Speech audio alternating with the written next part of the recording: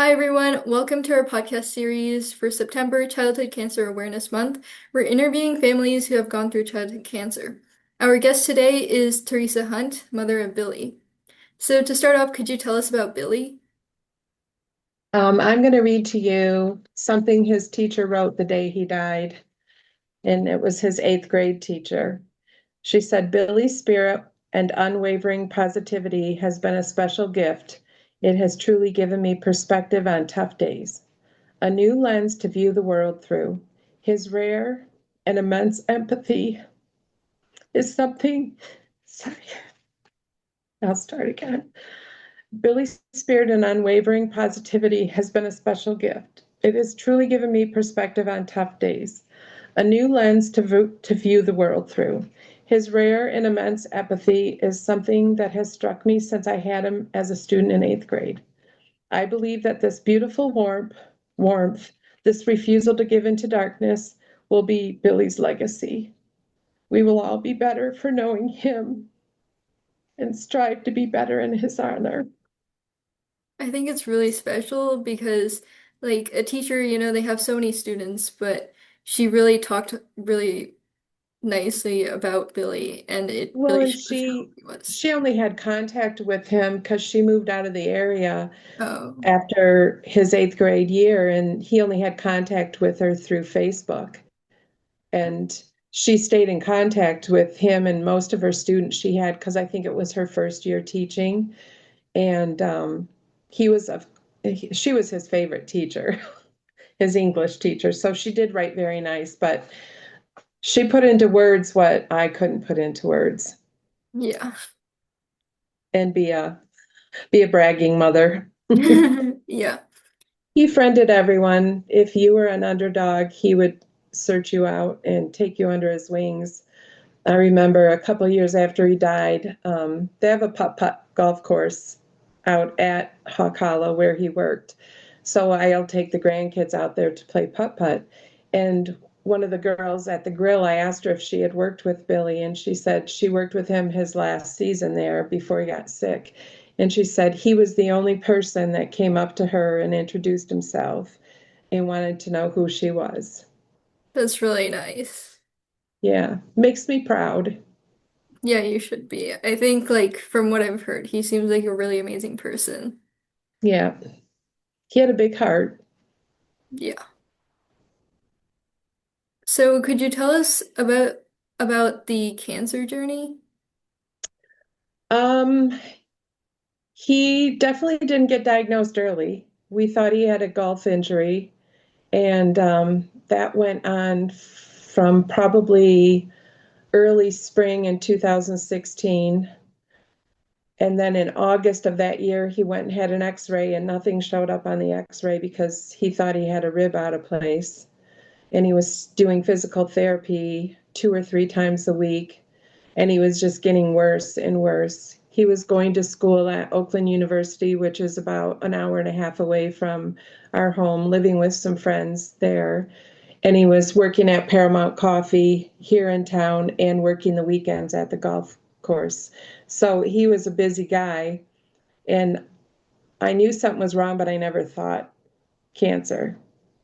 And I remember a friend of ours in September, I think, she said, um, why don't you go get an MRI? And Billy said, because it would make it real. And I think he probably knew, because by the time they found the tumor, it was 17 centimeter tumor, probably started in his oblique muscle. His right lung was collapsed. I don't even know how he functioned, That seems like a lot. you know, and the pain that he was in was just hard. Yeah, So, obviously he's like really strong. yes, and stubborn. And sometimes I feel bad that I didn't push him, you know, but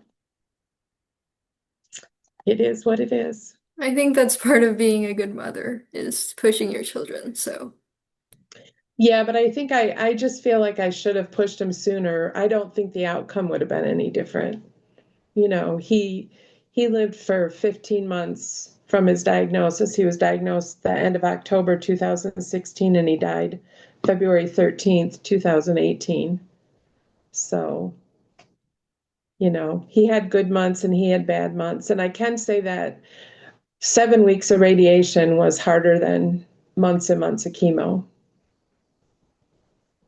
Could you, He, yeah, could you tell us a bit about kind of the things you were doing with him during those 15 months? when he was first diagnosed, the doctor here at Sparrow suggested that we go to like Boston, but we didn't want to leave family. It was too important. And now we know there was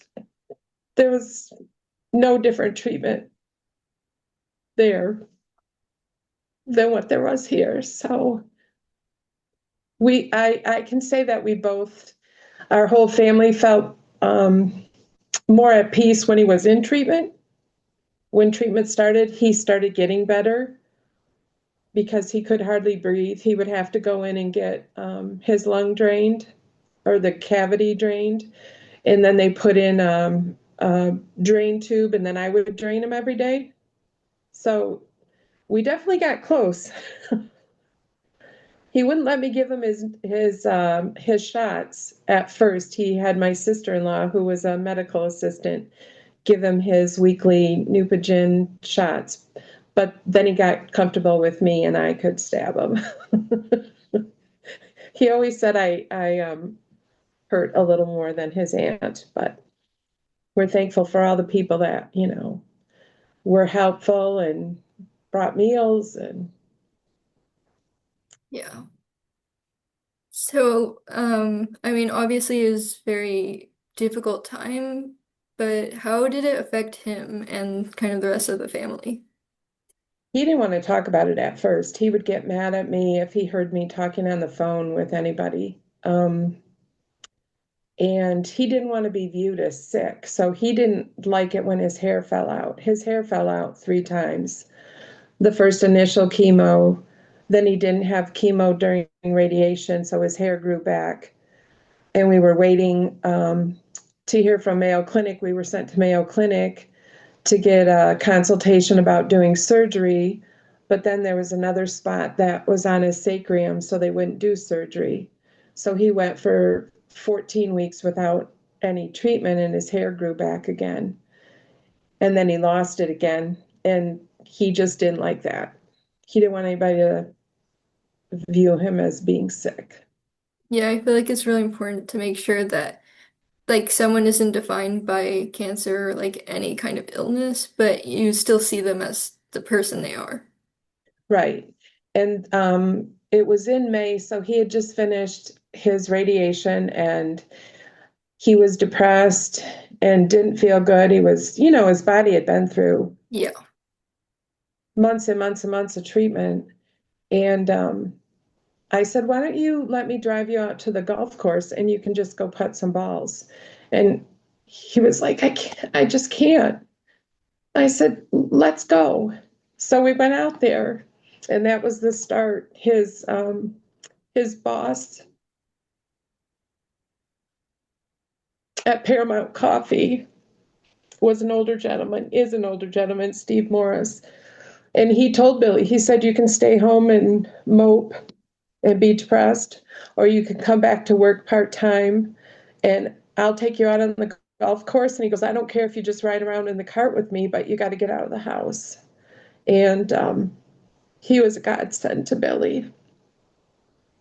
Yeah, I He, feel like you should, you know, even though it's like kind of impending doom, like I feel like you should just take advantage of all the time you have left with Billy and make sure he's like happy and feeling fulfilled. yep, and he did that. Yep.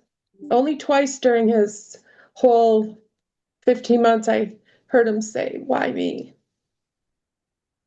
Um, at the end, I know you asked about, my perspective on childhood cancer, and I'd never really thought about it. We did have a girl when my kids were younger that had a brain tumor. She's survived, that went to school with my kids. And that was hard on me. Moving, we tried to help raise money for him. But 2 months before Billy was diagnosed, a good friend of ours, little 3-year-old, was diagnosed with neuroblastoma. And uh,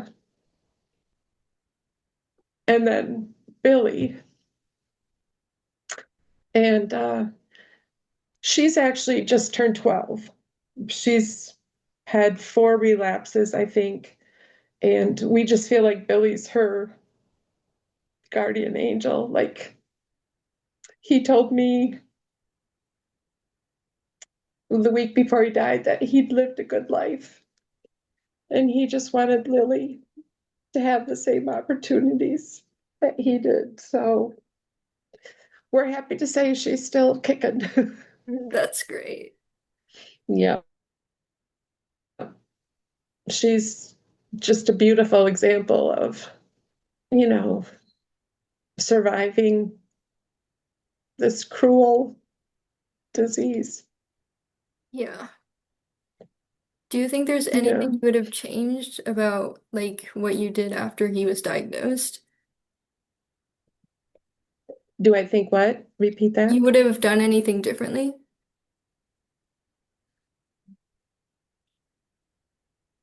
Um, with him being an adult, he was 23.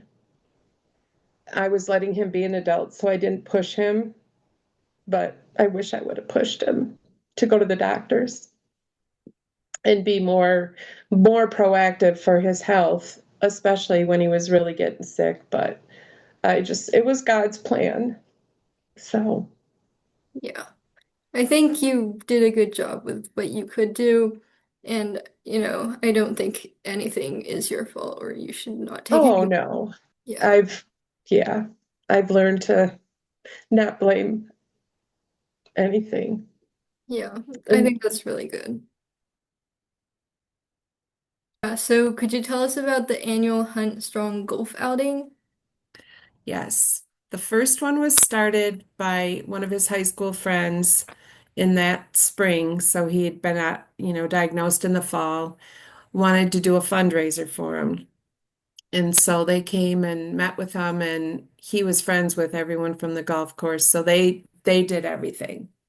And they raised $18,000 for him and the Eagle Eye Hawk family was very gracious to Billy and took care of him and they paid him through the winter when he wasn't working and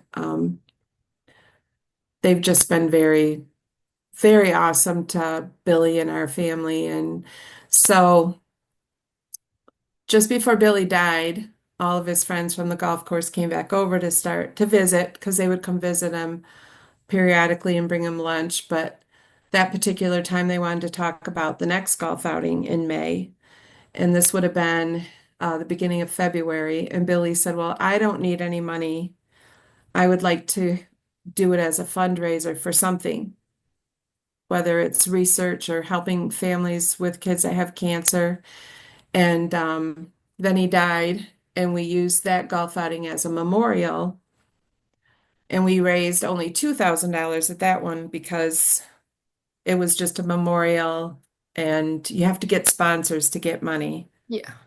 I'd never done a golf outing. I don't golf. I didn't know anything. So the third year, his friend Claire, who ran the golf outings there, called me and she wanted me to come in and she wanted my input and was teaching me. By the fourth year, she said, it's all yours. Here you go. We'll help you, but you need to get sponsors and stuff. And my husband works at a tire store and he's worked there for 40 years. And so he got a lot of people in the tire business that sponsored. We never had trouble filling it up.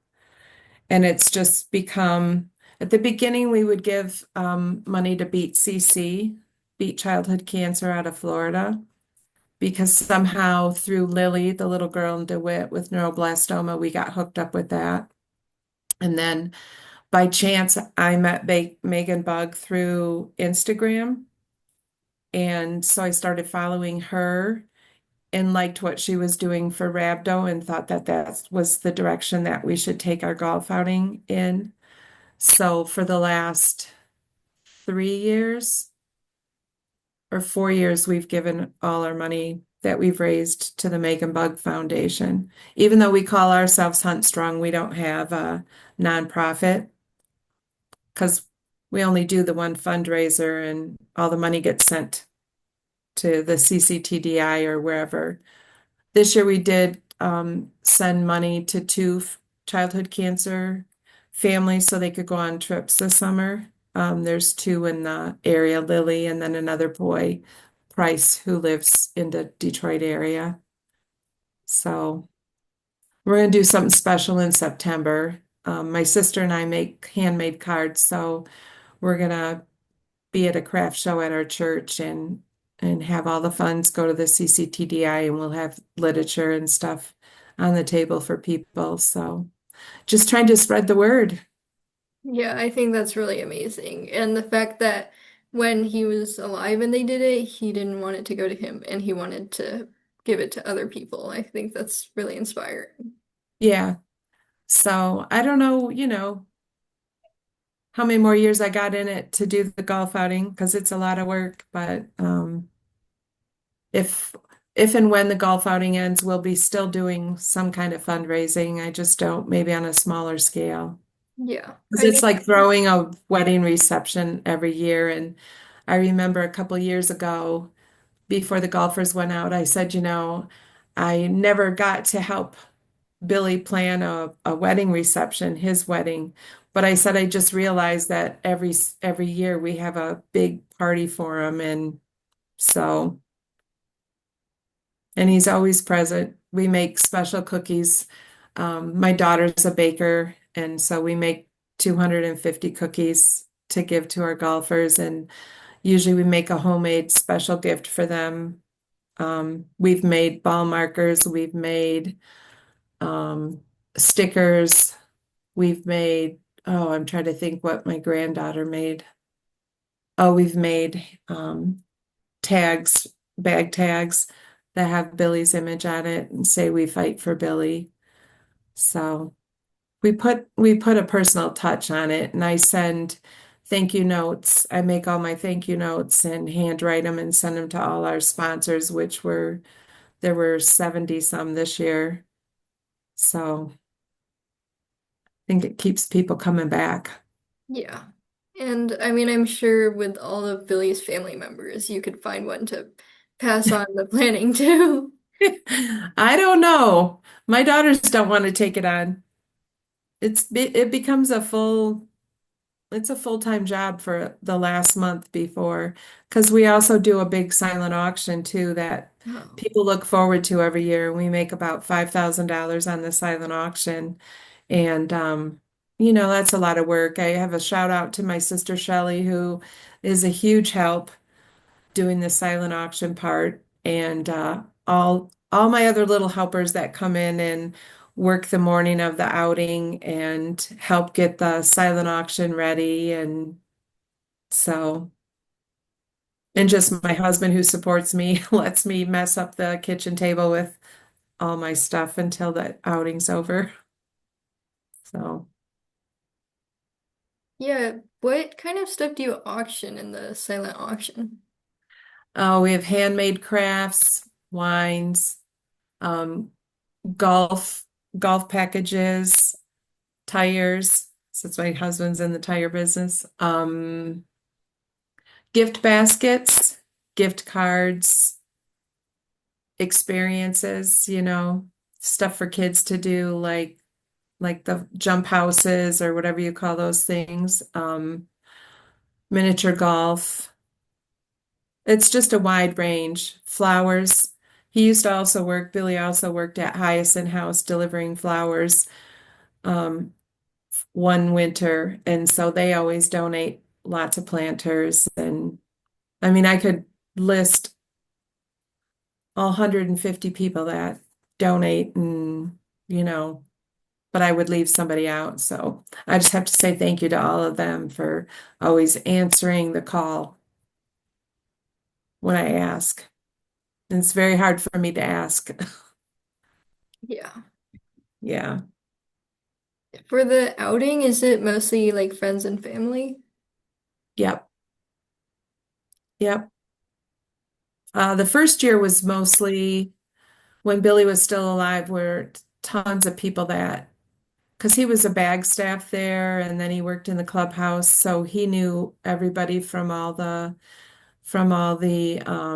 what do you want to call it, leagues, golf leagues.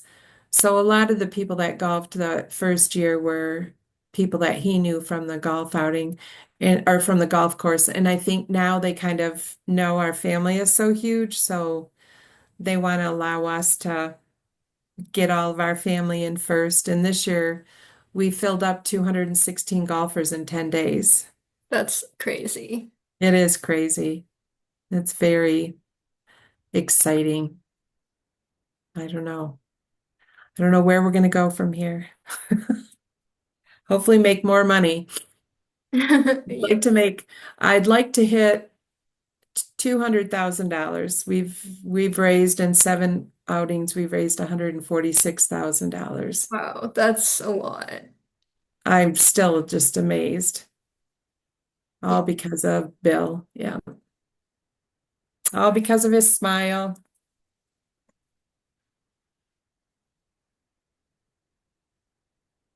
It's really, This I think it's really genuine of a smile. this was a year after he was diagnosed, and this was what he wrote on that post.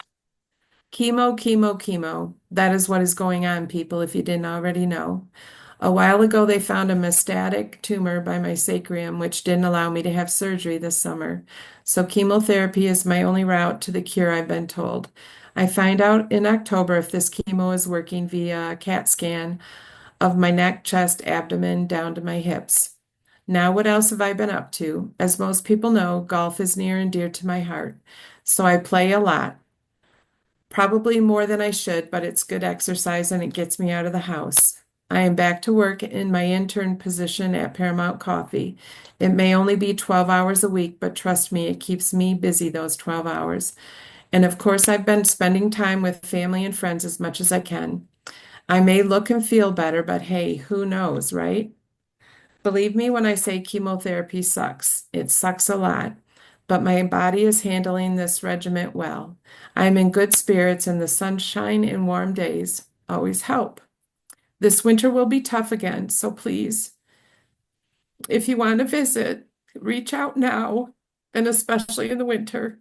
I get horribly bored and love seeing everyone. As always, I'm still the fun-loving Billy, and you will always see this smile. Love you all. Yeah. And then after that, that CAT scan showed he had a new tumor growing up here. And by the beginning of December, he wasn't doing good at all because he wasn't in any treatment because they knew the chemo he was doing in October wasn't working. So they took him off and we're waiting for a clinical trial to come up. And he didn't start on chemo again until mid-January. And by then he was really sick again.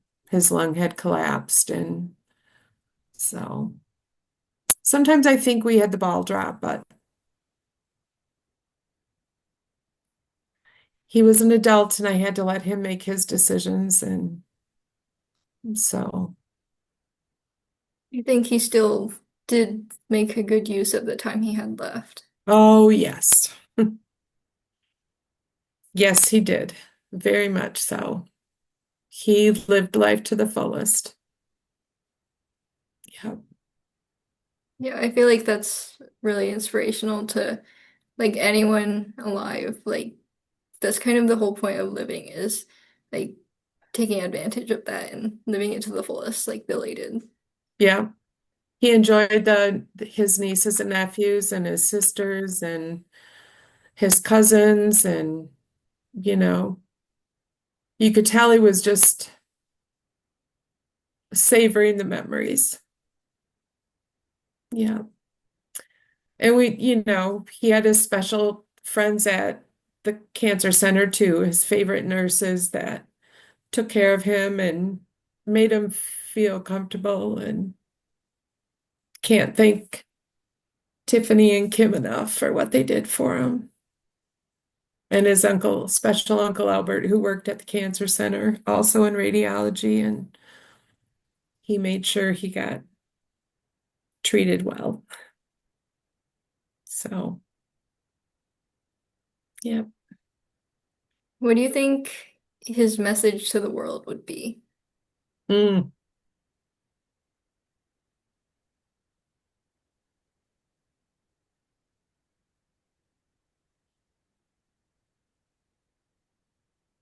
be kind. Give, give, give of yourself. Um, work hard and love with all your heart.